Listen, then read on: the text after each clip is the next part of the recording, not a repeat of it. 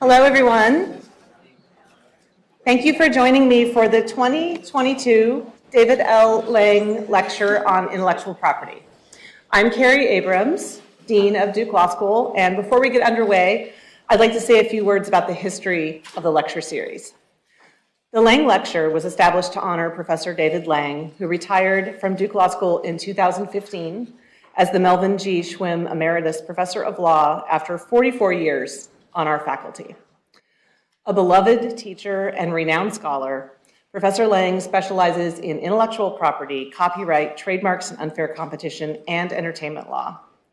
Professor Lang is particularly well known for his transformative work on the public domain, including his 1981 article, Recognizing the Public Domain, and his 2003 article, Reimagining the Public Domain, both of which were published in Our Own Law and Contemporary Problems. Prior to Professor Lang's retirement, this endowed lecture was known as the Kip and Meredith Fry Lecture. In recognition of Professor Lang's career and contributions, they renamed it in Professor Lang's honor following his retirement. So Professor Lang is here today with his wife, Terry, and I hope you can wave a hand or stand up and we can recognize you for your accomplishments.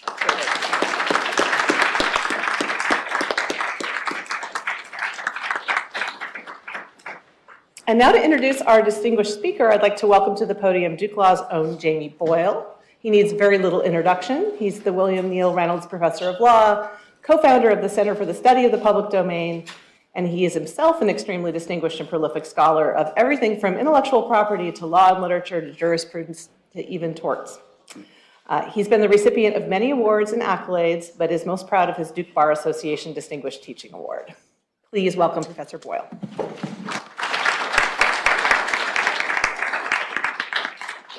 Thank you, Carrie. Thank you, everyone. Thanks to David and to Terry for being here on this lovely lecture, which has had many, many distinguished lecturers. And I have to say that in Barton, we have another one to add to that distinguished crew. My favorite academic introduction when I was appearing at a conference ever was delivered by a lugubrious German professor at the Max Planck Institute who said, "This is James Boyle. He was the best person we could get." I think that's the bar, and I think I can beat it when I introduce Barton.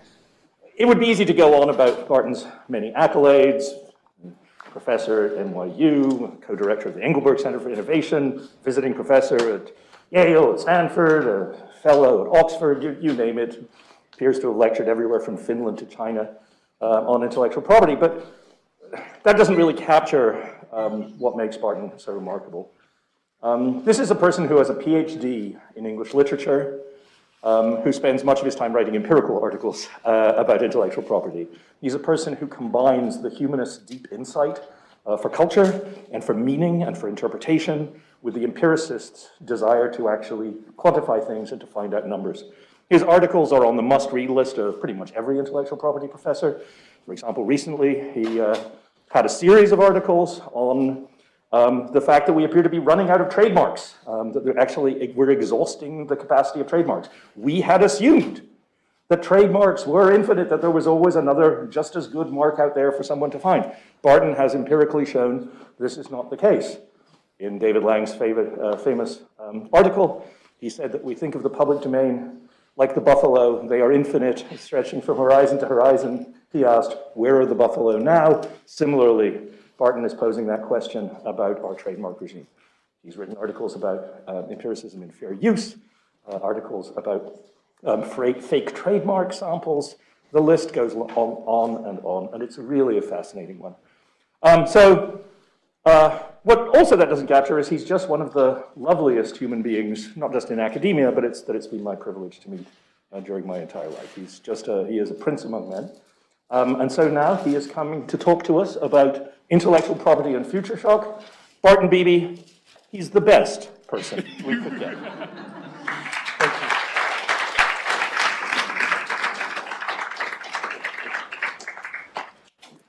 you. Well, thanks so much, Jamie. It's absolutely delightful to be here. And the topic of my talk, as you see on the slide, is intellectual property law and future shock. And I promise to say a word or two about that in just a moment.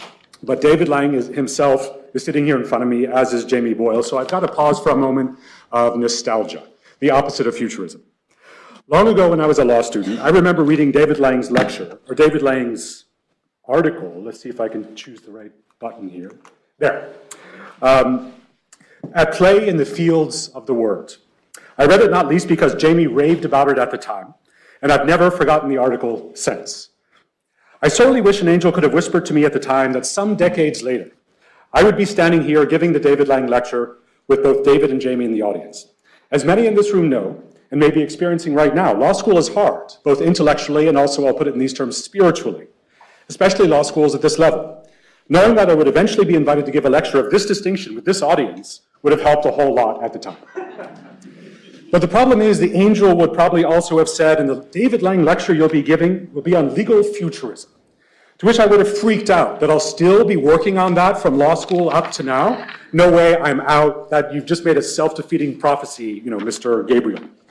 This is all to say that the topic I'd like to talk about with you today is something I've been wondering about since law school and am still far from understanding. It's one of those things where I keep running at it with great enthusiasm and then sort of bouncing off of it, a bit like design patent law or all of First Amendment law. So what I'd like to present to you today is my latest attempt, such as it is, at making some sense of the phenomenon of legal futurism and legal future shock. I'll begin with a pretty obvious observation.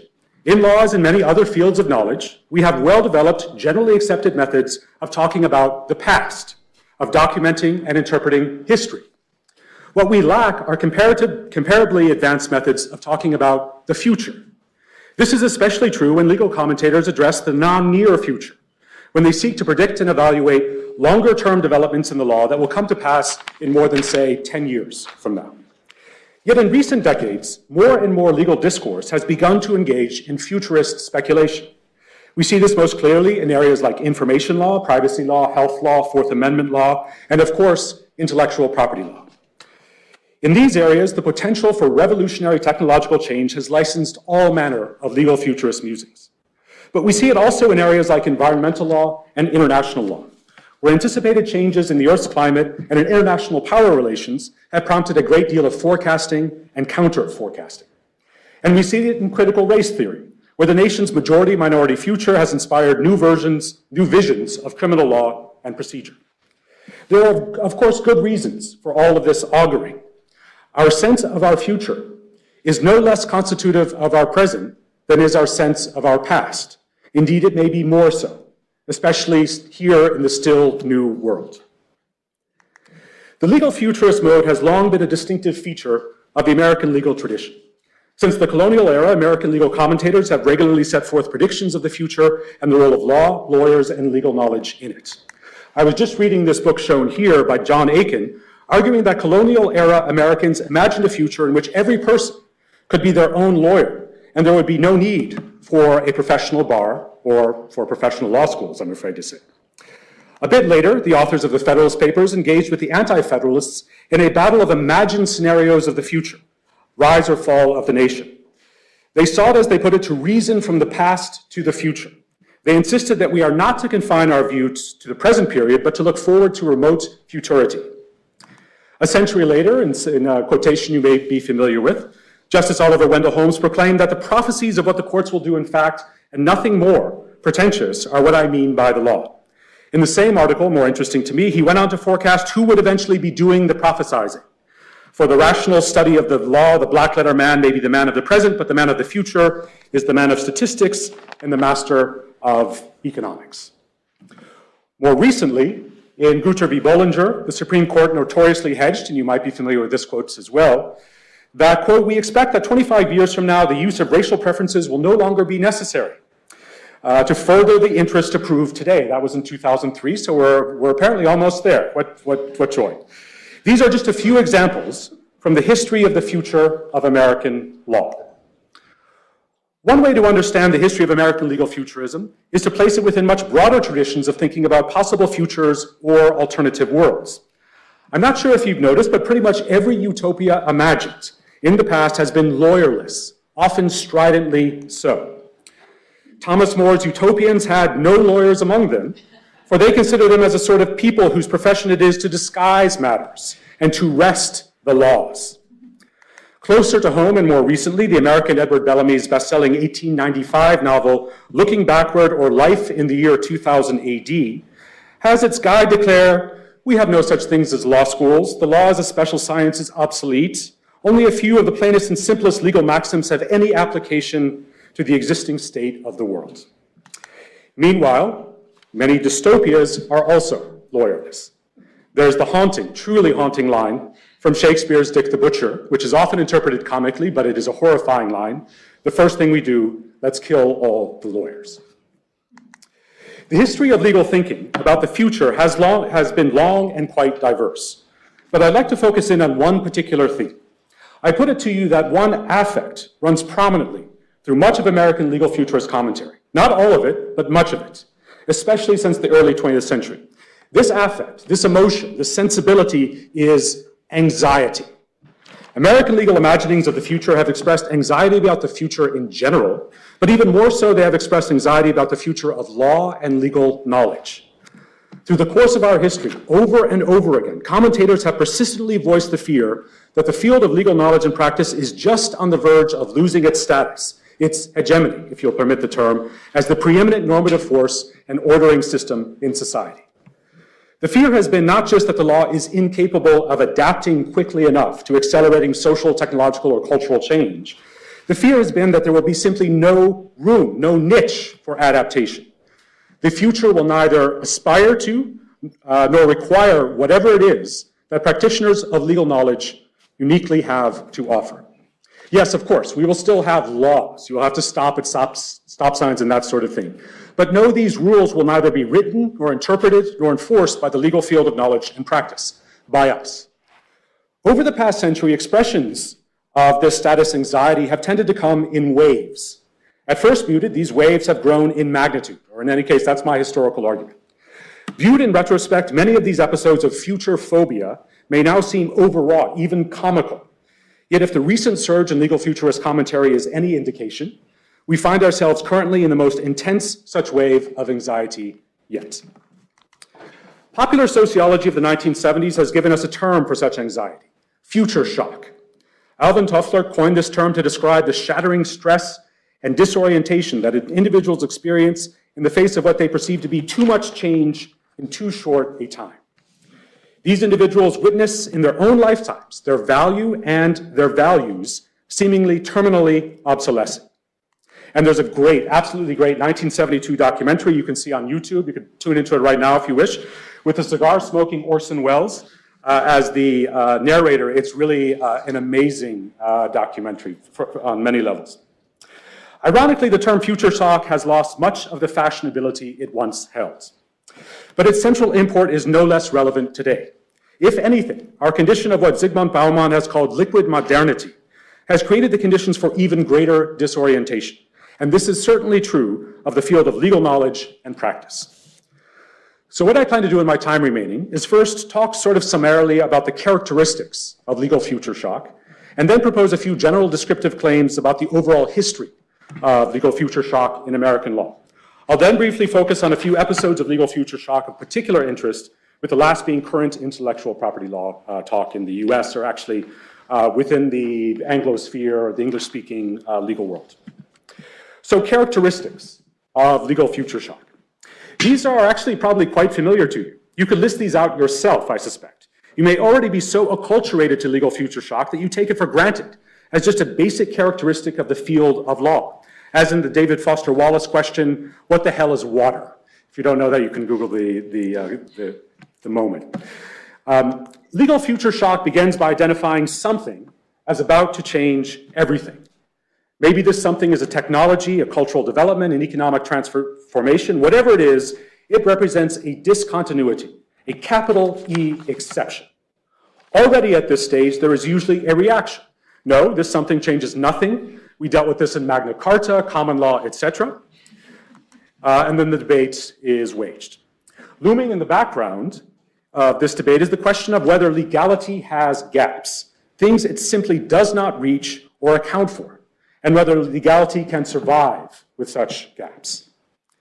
But for those who believe that something is about to change everything, there then follows the argument that the law and legal knowledge are so woefully behind, so slow to change, that they are being superseded, supplanted, replaced by some other field of knowledge and practice.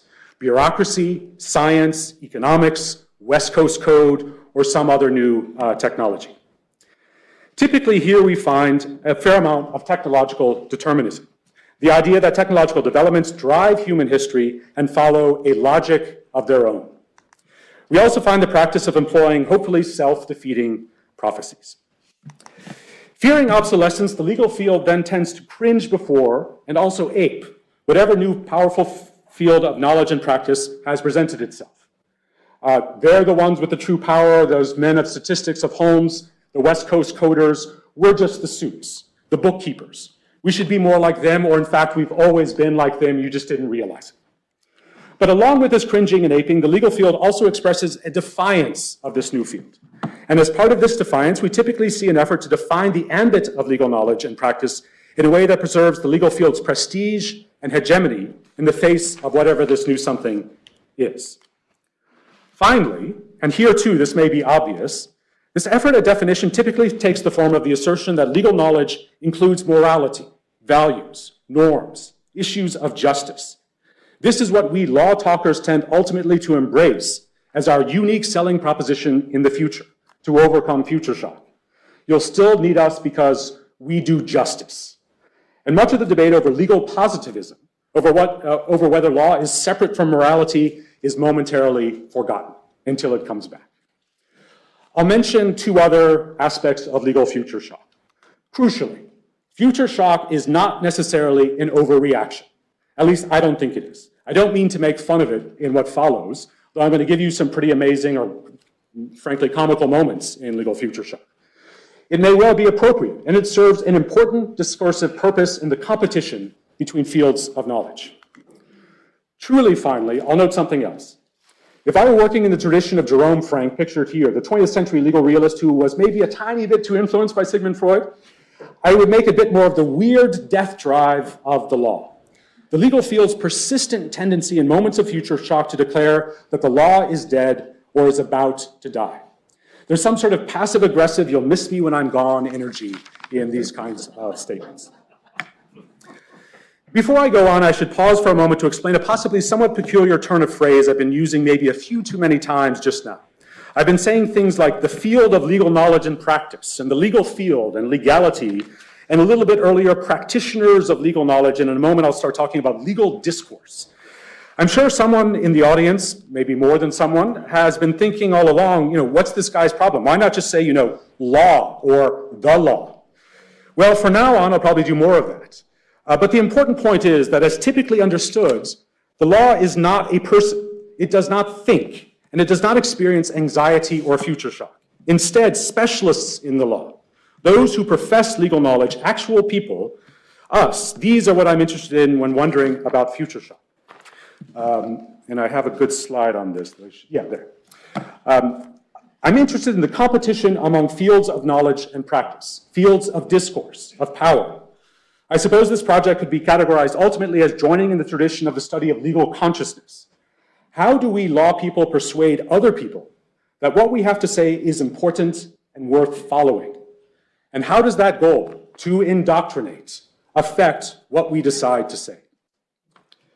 This goes then to my first descriptive claim about the history of future shock in American legal thought. This claim is really general. It is simply that future shock is unappreciated and increasingly important shaper of the course and content of legal thought. Future shock inflects what we think. It induces particular definition of what falls within the ambit of legal discourse. It compels us to talk in particular ways about law. And as you may imagine, if I can engage in a bit of futurism myself just now, future shock is likely going to characterize a lot of what we say for the rest of this century. My second descriptive claim about the history of legal future shock is more specific and a bit more academic, and maybe not in a particularly good way. It is that one way, not the only way, but one way to make sense of this history is to observe that episodes of future shock have repeatedly sought to respond to the trend of rationalization in law and society long ago identified by the German social theorist Max Weber. The legal discourse of future shock tends to arise at moments of acute rationalization and what Weber called disenchantment, which I'll quickly and quite unsatisfactorily define as the loss of holistic, unitary, transcendent meaning. Moments of legal future shock tend eventually to form themselves into a romantic reaction to rationalization. Romantic as in the era, not as in Tinder. This romantic reaction presents the law, the legal field of knowledge and practice, as the humanist antidote to rationalization, disenchantment, and what in German is called Technik, which we usually translate as technology, but actually it was intended to mean something broader. My third and final descriptive claim is quite tentative, but offers up the all-important in law normative payoff, the so what, for all this, to the extent I have one at this stage in the project.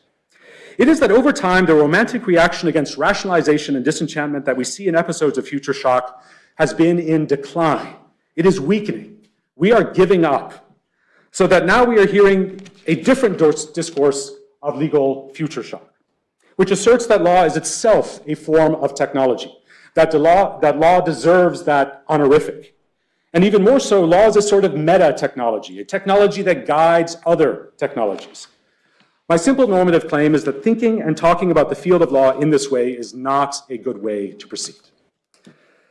So now let me turn to some specific instances of legal future shock to try to give you a little bit more of a substance to what I've been saying so far.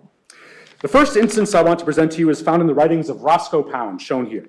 Pound was the dean of Harvard Law School from 1916 to 1936. He was one of the leading legal thinkers of his time and the leading legal progressive. He was also someone notorious for at first apparently supporting, if not inaugurating legal realism, but then turning against it. We know a lot about Pound and much has been written about him, but what is less remembered, or seems to have been basically forgotten, is that this guy talked about the future a lot. Futurism was part of his thinking and rhetoric from the beginning of his career to the end. I'd like briefly to compare Pound's work to that of his contemporary, the Russian legal theorist Evgeny Pashukanis.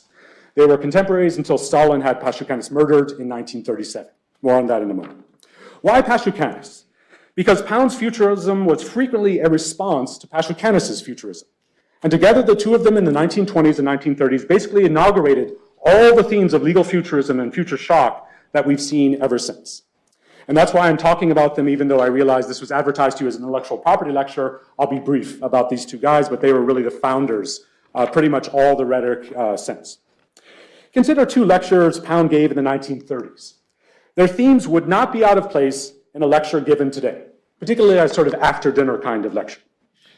In What is the Common Law, Pound criticized the assumption that all our organized bodies of knowledge must be remade to the methods of the physical sciences, which the hegemony of those sciences in the present has made fashionable. Already, he was annoyed by the realists. By the way, hegemony, Pound's word, not just mine or some various Europeans. After much else of interest along these lines, he asks the main question. However content we may be with what we have taken to be our achievements, civil society, the Enlightenment, jurists must cast about how to meet these challenges. They must ask what is to be the future of law, especially what is to be its future in an age of machinery and of physical sciences. Pound addresses this question also in this lecture, The Future of Law. And this is a very long quotation, violates every principle of PowerPoint. I'm sorry, but it's about that, but it seems to me pretty important because, again, it brings out all the themes. Pound begins the lecture with this. A prominent American educator, I've never been able to figure out who it is reported to have said not long since that the only necessary professions which might be expected to endure into the society of the future were medicine and engineering. Society could not go on without them, but the rest, and he included law in this residue, were unnecessary. They were superfluous and so to be classed as disappearing professions. Whether this was because he conceived of the society of the future as not governed at all, or as governed without law, or as governed by laws but without lawyers, he did not make clear. Each of these ideas has been urged, and Pound's absolutely correct about this, at one time or another in the history of political and legal thought. The lecture offers a really rich discussion of this topic, but I'll quote only a little bit more from it near the end of the lecture. Pound pretty quickly identifies the main problem with any such prognostications about the future of law. Just what are we talking about by law when we say that law will be superfluous? To make a long story short, he concludes, we must recognize alongside of laws and as part of law not only a technique, but a taught tradition of doctrines and ideals which make it possible for laws to function effectively, which make it possible to achieve justice by means of them. It is the future of such taught traditions of which we must be thinking. And I actually think Pound's correct on that. That's what we're backed into when we start talking about the future of law. What Pound feared, what prompted future shock in him, albeit a relatively modest case compared to what we see today, was the rise of modern administration, of bureaucratic governance, of the New Deal, what he would eventually call administrative absolutism. You can use that in your administrative law class. Just raise your hand and say that and see what happens. For Pound, this was something that was changing everything and superseding the legal field's taught tradition of doctrines and ideals that make justice possible. The cringing part of Pound's future shock came early on in his career in the form of his so-called sociological jurisprudence, which he later admitted wasn't a particularly apt name for his ideas, but he chose it because sociological was among the buzziest words of the time. The defiance and reaction came in the form of his turn away from realism, or at least that's my argument. I think that needs a little more support, more than I can't give it to you now, but I think the defiance and reaction came in the form of his turn away from realism and a New Deal, and toward what he eventually called the, quote, humanitarian path, unquote, and the, quote, ideal element, unquote, in law, values. Arguably a turn away from the future to nostalgia. Pound defined the legal field as larger than mere rules backed by force and argued that on this basis, it would and should survive. But it wasn't just the rise of the natural sciences or the expansion of the American administrative state that bothered Pound. A specter was haunting Pound, and it was the specter of Evgeny Pashukanis. It's hard to appreciate today, really hard, but in the 1930s, the Soviet Union and Marxism were taken pretty seriously, and not just social democracy, but outright communism. There is a surprisingly large body of American legal literature in the 20th century on Soviet legal theory. It's super weird and interesting to read. You can check it out if you wish. And Pashukanis was the focus of, or at least mentioned in much of this writing about Soviet legal theory. Pashukanis was basically the anti-Pound. Rather than experience future shock, he, for one, welcomed our new administrative overlords. For him, the something that was changing everything were the recently discovered scientific laws of human history, those of Marxist-Leninist dialectical materialism, and the inevitable rise of the proletariat that these laws predicted. This was technological determinism to its maximum. And in a delicious quotation, commenting on the various possible futures set forth by his Western counterparts, a prominent Russian futurologist of the 1960s clarified that in Russian, the word future exists only in the singular. There is one future. Like Pound, Pashukanis understood that to predict the future of law, he needed to define what he meant by law. He did so by distinguishing between the technical, like railroad schedules or medical procedures or administrative processes, and the juridical. This latter category, the juridical, consisted of all the rules designed to deal with the conflict of private interests and ultimately to further class oppression. Once class oppression and classes were eliminated, there would be no need for the juridical, including all of what Pound called the taught tradition. It's not that there would be Marxist law or something like that. Pashukanis argued that there would be no need for legal knowledge at all. He understood Marxism to predict the withering away of law altogether. He also predicted the withering away of the state, which is what got him killed by Stalin. What would remain was the technical after this withering away of the law. Criminal law would basically become medicine. This is exactly what he says. He says it will become medicine. Commercial law would simply be a matter of efficiency, social welfare. In such areas, Pashukanis remarked, quote, "The lawyer has no place here," unquote. I'm glossing over quite a lot of subtleties, quite a lot. But in essence, Pound's legal futurism stood for a version of legal knowledge in which, at its best, legal knowledge incorporated what Weber called substantive rationality, socially based norms, values, holistic ideals, all of which could be somewhat mystical, even enchanted. Future shock compelled Pound to commit even more radically to this vision. If you like, a vision of law as containing, in Aristotle's terms, phronesis, moral judgment.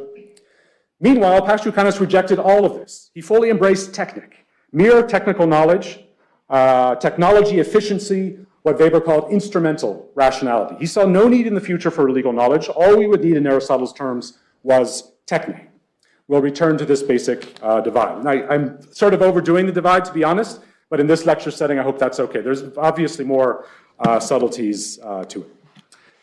Yeah, so the second episode of Legal Future Shock I want to call to your attention occurred in the late 1950s until the early 1970s during the Apollo era of space exploration.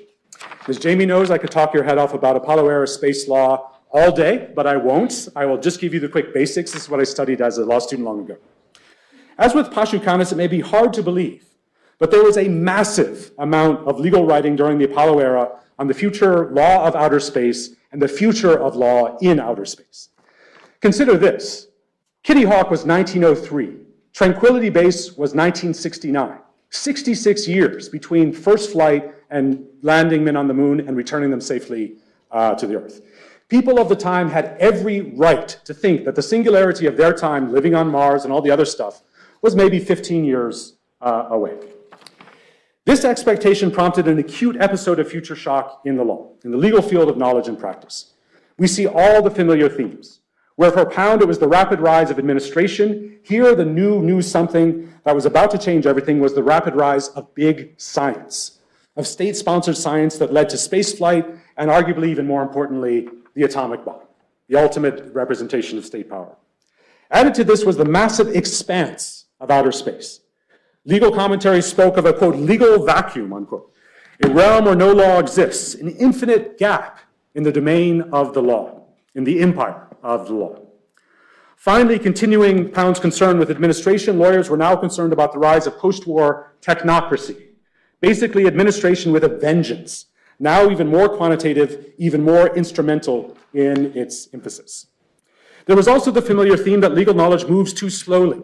Science and technology will far outpace it.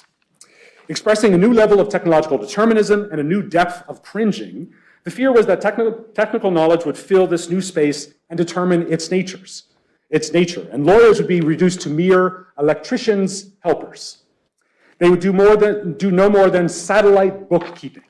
They would be arranging Pashukanis' train schedules. Already, as one commentator said, lawyers are losing caste. Reacting to this concern, some lawyers offered what they again called the humanist response. A quote from one representative essay of the time in which Arthur Selwyn Miller declared that law must be a science tamer. For a humanistic social order to come into being, law, and when I say law, I really mean lawyers, good for him, he understood the difference, are the elite having most to do with it.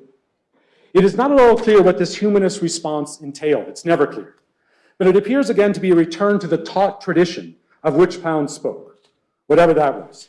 A decidedly non-technical, more holistic, more equitable sensibility that lawyers were the one elite capable of accessing.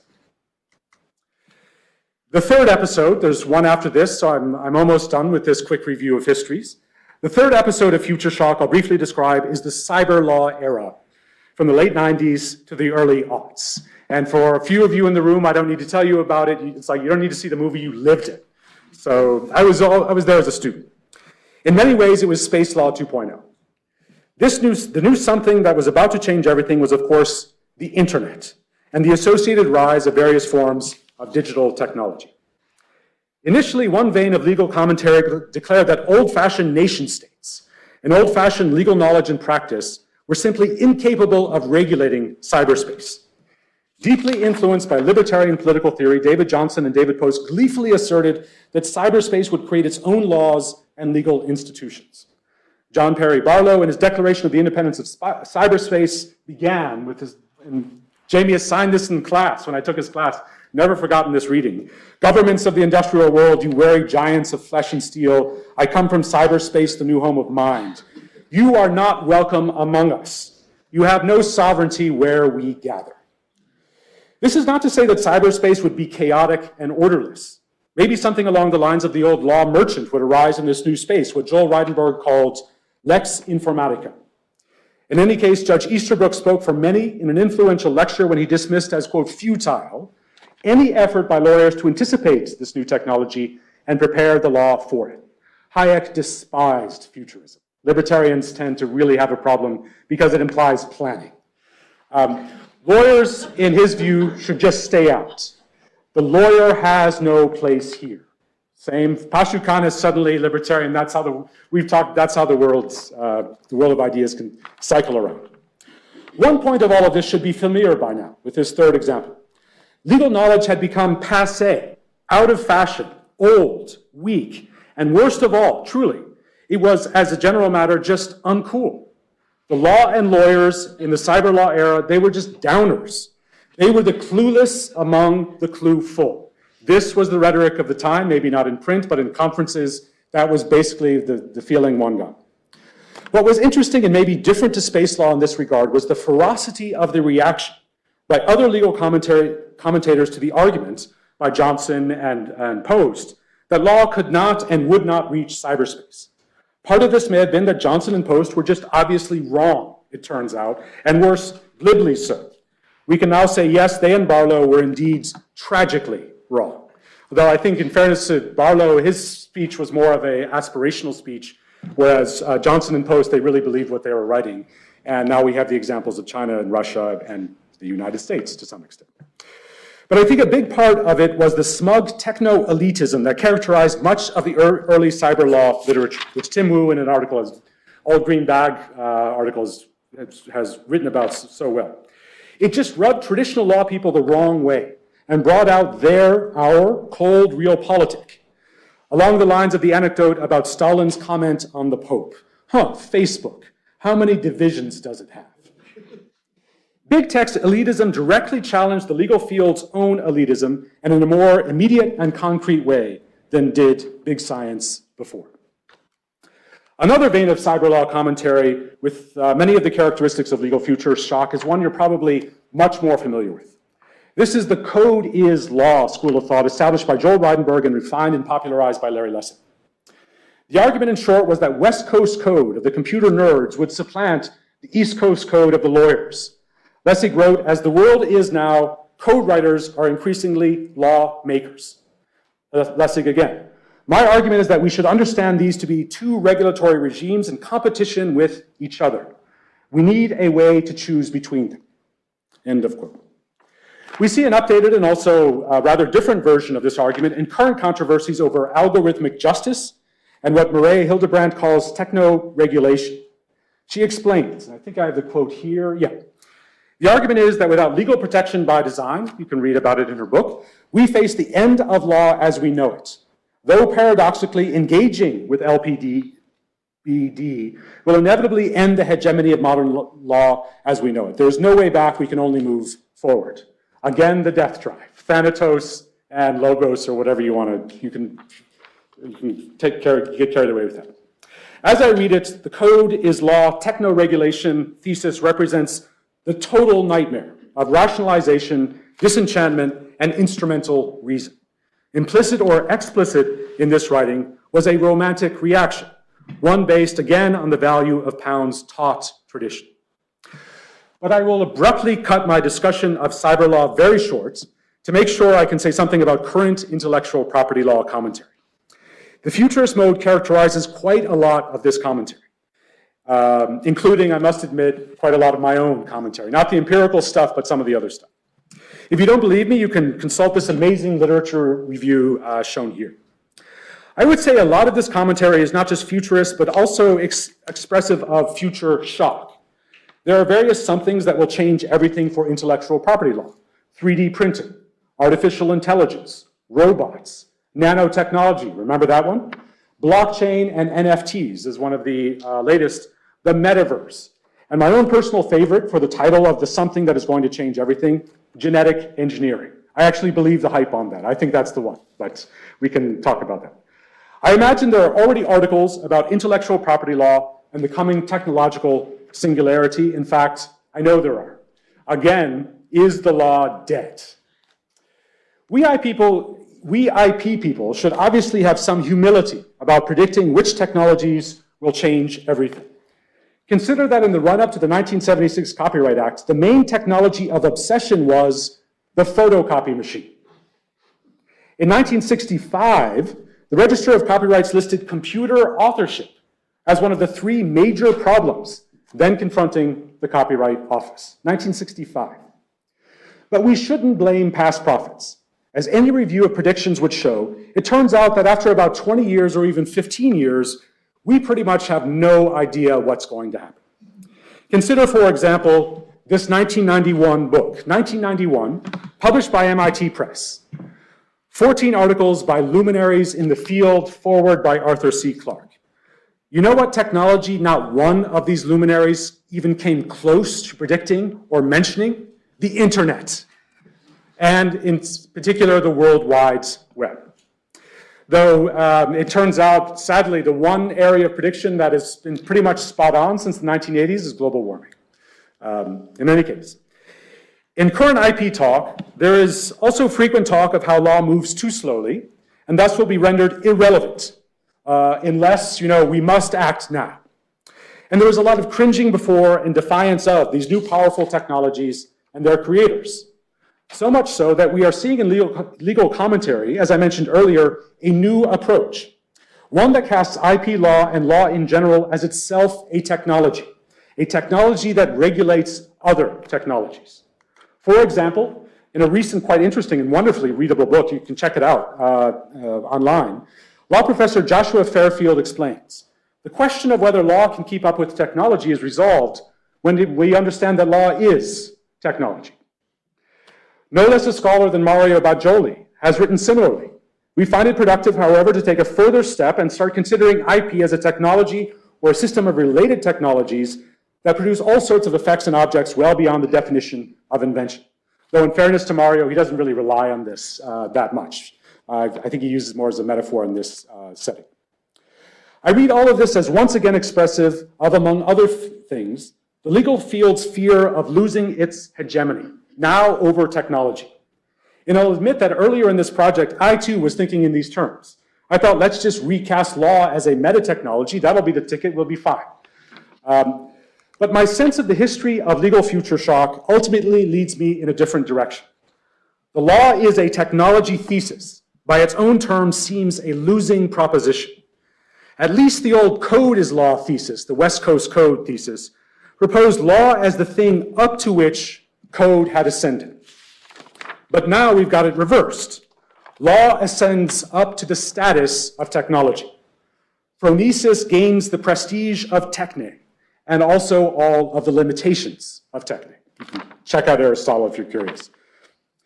As I near the end of my talk, I'll say that as for the battle on the discursive field of the future, between Pound and Pashukenis, I'm with Team Pound and the taught tradition, and not just because I'm a teacher of that tradition. I side with Pound for reasons a bit more pretentious. I think this Max Weber guy was really onto something with his implicitly critical talk about rationalization and disenchantment. Implicitly critical, he was not really explicit about it. Or at least I'll do this, I'll bend his thinking to propose, as every period of legal future shock has, that some degree of non-technical, old-fashioned humanist enchantment is good. I take this as, in essence, what the anti-techno regulation school is arguing, but that may be unfair to Hildebrandt and others. Non-technical, non-positive intuition, non-positivist intuition, irrationality, and enchantment are good for both descriptive and prescriptive purposes. For example, as a descriptive matter, and I realize maybe some of you are using the casebook that I've had the pleasure of authoring, so don't listen to this because it's not in the casebook. But I think much of trademark law can be better understood, I really believe this, as the doctrine of consumer society's religion of commodity fetishism. That's the key to trademark law, commodity fetishism. What is commodity fetishism? We can talk later, you can check it out. That seems a far better theory, better fit than the rationalist consumer search cost theory that law and economics talks about, which just doesn't work. It doesn't explain anything it explains very little in trademark law. Meanwhile, I'll say a little more irresponsibly, is not trade secrecy law an only slightly rationalized version of the doctrine of the occult? Is not copyright fair use transformative doctrine appealing to us in the way that the dream of alchemy is? Right of publicity as the doctrine of hero worship.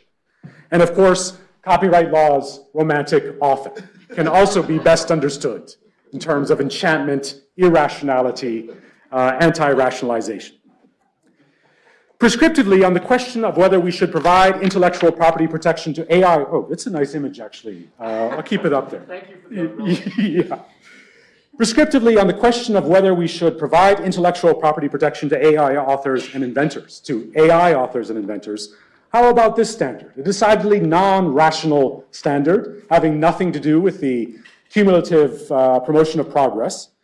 Why not grant the status of authorship and inventorship only to entities that we think would be capable of prayer? I actually think that the standard can work. I mean, of course it can't, but I think it exposes interesting things about the law. Or how about an understanding of non-obviousness in patent law as similar to what in soccer is known as the moment of fantasia, unanticipated, brilliant, that changes the course of the game. Distinctly missing from the Americans' game a few days ago in Costa Rica, or against Costa Rica. It seems to me that defining law as a form of technology leads us away from such descriptive and prescriptive propositions. And some of you may be thinking, thank God that it does, what a silly way to talk about intellectual property. And that's actually a reasonable response, one we can talk about.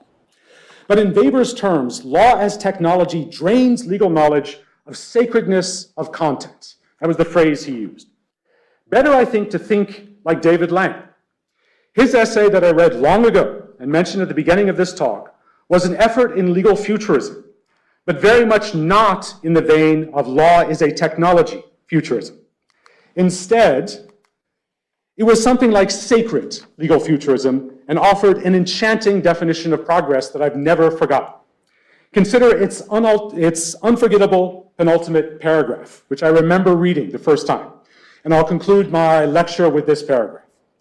In the post-literate millennium, as in Diva, because the article also talked about the movie Diva, I believe technology finally will sweep away all resistance to meaning and all constraints beyond the individual. And authorship in the form of creative play will flourish in that time, not in the anonymity of a murmur, reference to Foucault, but as if in moments between lovers exchanging gifts. I'll stop there.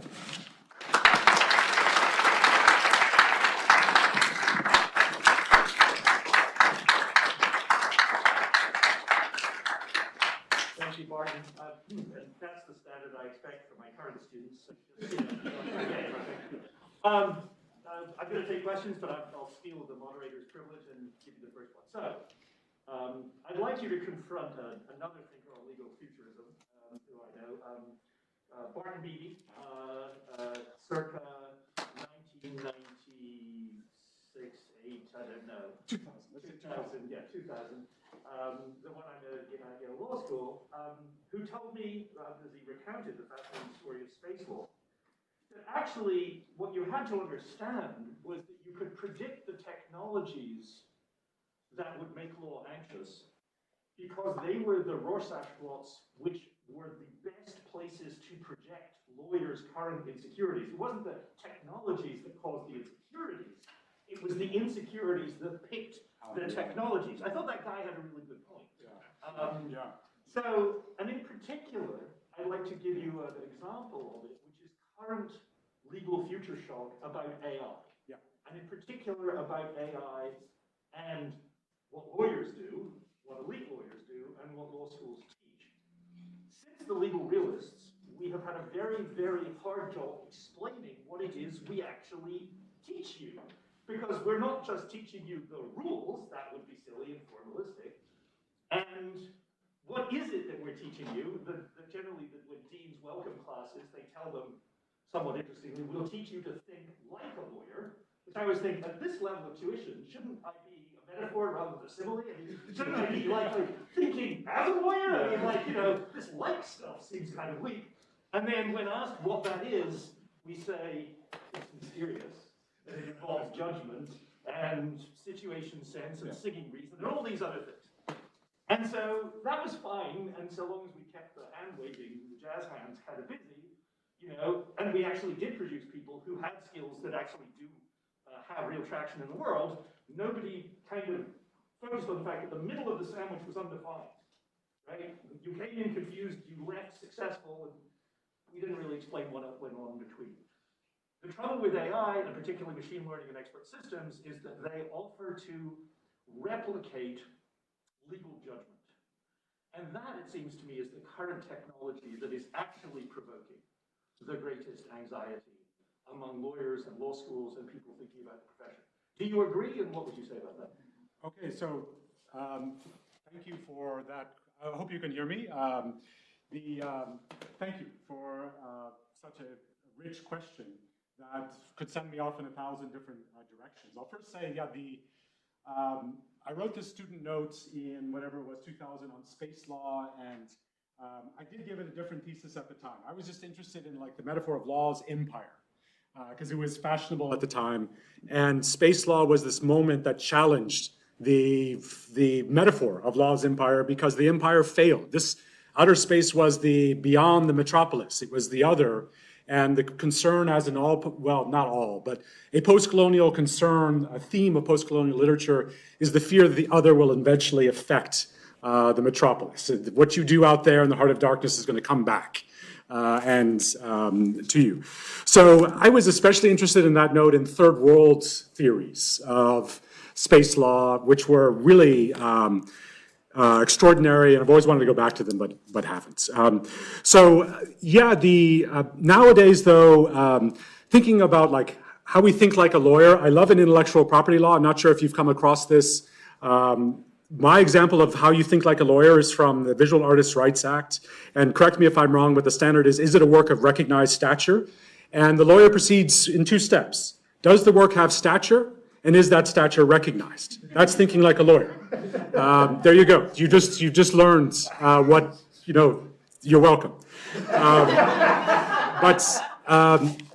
On the question of AI, I think this is a wonderfully interesting question. And I have a very, I'm using Weber's term far too loosely, but I have a rather enchanted aesthetic answer for you, which is that I'm sure I'll change, but I'm almost contemptuous of the idea that machines could be authors.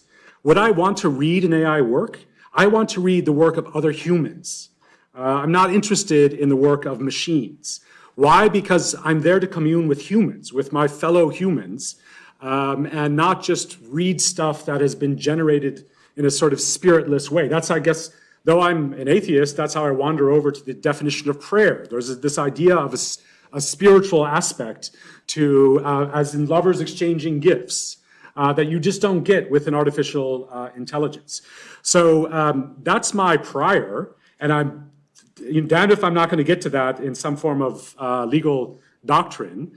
When the Constitution says promote the progress of science and useful arts, we still tend to interpret that basically in a consumerist sense. And this goes to an article, I'm just repeating what I said in that article on the Bleistein case.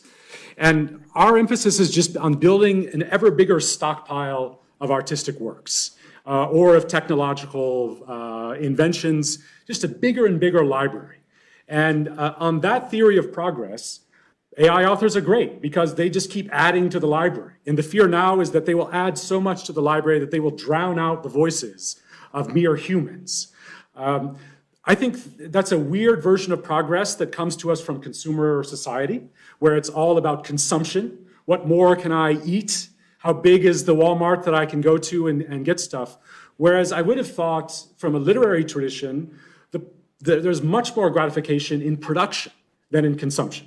And I'll also out myself as not unsympathetic to Marxist criticisms of capitalism and the idea of species being, where labor is about what makes, we labor to make ourselves happy. That would be the dream anyway. And I think that comes in production of aesthetic works, not in consumption of aesthetic works. If consumption is part of it, that's in the sharing of meaning between whatever, humans or something like that. So with all of, I'm not sure if I'm really answering the question, but that's what, and now as far as AI and legal judgment, now more precisely, there too, I don't want, if you've seen the movie THX 1138, the old George Lucas movie, there's one scene where the character prays to this digital Jesus, or actually this film Jesus, who just mouths phrases, "you are forgiven," or something like that. Who wants to be judged by a machine? The whole part of one big aspect of judging is, again, the social community aspect of the judge, at least the judge I clerked for, sometimes expressing sympathy with the person she was about to send to jail for 20 years. A machine can't do that.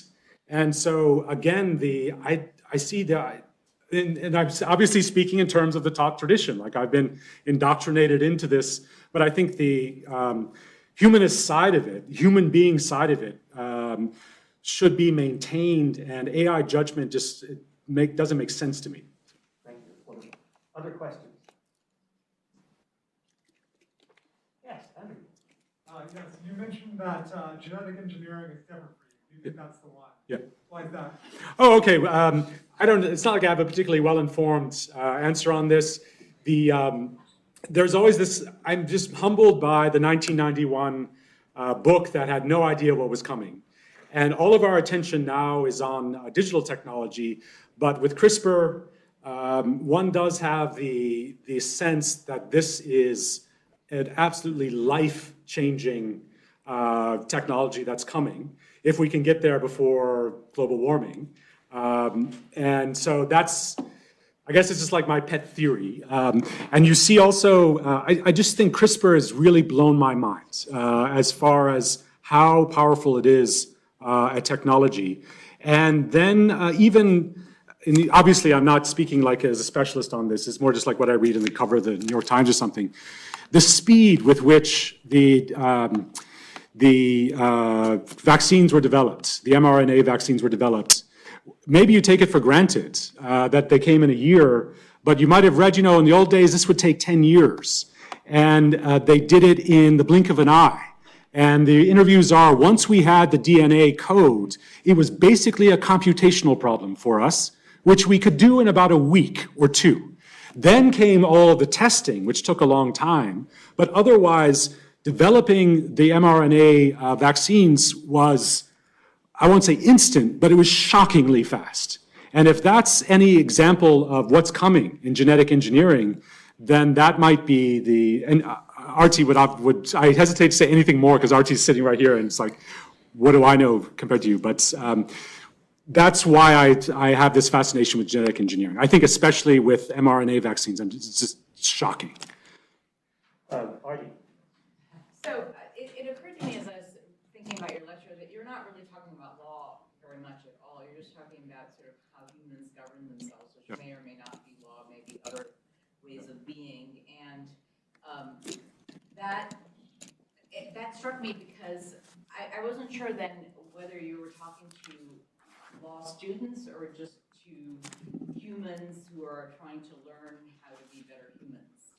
And I think you were doing the latter, basically, because I don't know that anything that you said was specific, the idea of prayer and gift, and, that wasn't specific to law, that was just specific to being a good human being, I think, except to the extent maybe that if you're a good human being with a law degree, you probably exercise more power than the average good human being, and that makes it more incumbent upon you to be a good human being? Yeah, that's a hard question. I mean, that's a tough question. I'm boiling it down, at least, who's my audience for this project? Yeah. And I have no idea, I think is the honest answer. Myself, basically, like I just have been wondering about this forever. And I don't, maybe the concrete way to say is, what do I hope this will result in? A law review article, maybe a short book that'll be a little bit more fluid than a law review article.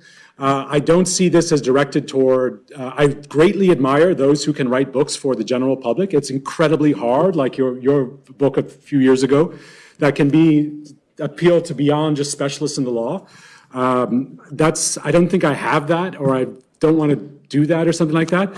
So I think my audience is still just other law professors and the future, and so I think I feel myself participating in a conversation with Pound and Pashukanis and these weird space law lawyers of the 60s and this, the lawyers in 2070 who are going to be coming to some technology we can't even imagine now. What are they going to be doing with it? And so even though I'm talking, I suppose, broadly about phronesis in society generally, moral judgment, I'm still very, in an academic way, interested in the battle between fields of knowledge. That's really the core of the project. How does legal knowledge battle against various forms of technical knowledge for preeminence, for persuasive power? how do we as like lawyers keep our prestige, our status, and make sure that a society doesn't degenerate into what's the social credit scores or something like that, or surveillance of everyone in the name of extreme efficiency or criminal law enforcement. That's the best answer I can give to you now, but that's a tough question, obviously. Thank you to Barton for posing and answering many tough questions. Please join me in welcoming.